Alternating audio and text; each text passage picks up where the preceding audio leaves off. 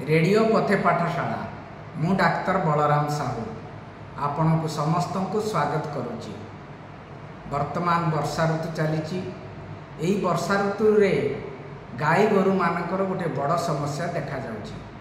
अनेक गोपालक बंधु गोप्रेमी से माने जणाइछंती जे सेमानको गाई वर्षा रे तिंती तांकर स्वास्थ्य हानि घटुची, न्यूमोनिया होउची, ज्वर रे पीड़ित होउचंती।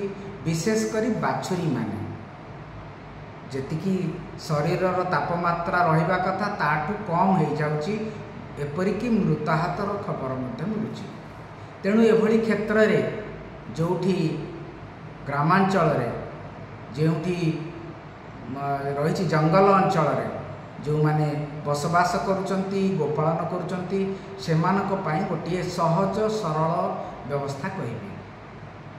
आपण 100 ml सोरिष तेल नियंतु, सेथिरे 4-5 कोला रसुण ताको छेची पकांतु एवं टिके फुटेई दियंतु, गरम करई दियंतु। फुटी सारला परे टिके ठंडा करंतु। सेइथिरु गोटे बाछुरी पाई 3-4 ml सोरिष तेल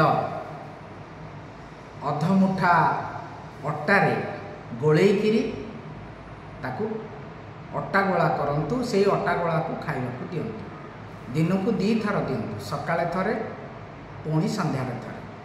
थरकू 3 ml एई सोरिष तेल दियंतु।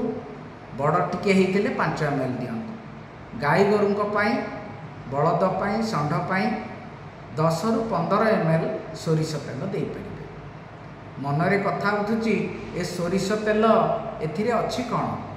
सोरिष तेल रे सिनेग्रेन बोली गोटे पदार्थ रही। सोरिष तेल, मस्टार्ड ऑयल, सिनेग्रेन पदार्थ जहाँ शरीरर रक्त संचालन को वृद्धि कराए।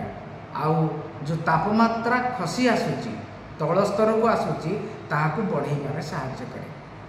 मु तो अनेक थर करिछि, आपण माने भी करंतु ना, देखिबे किभली सुफल मिलुची।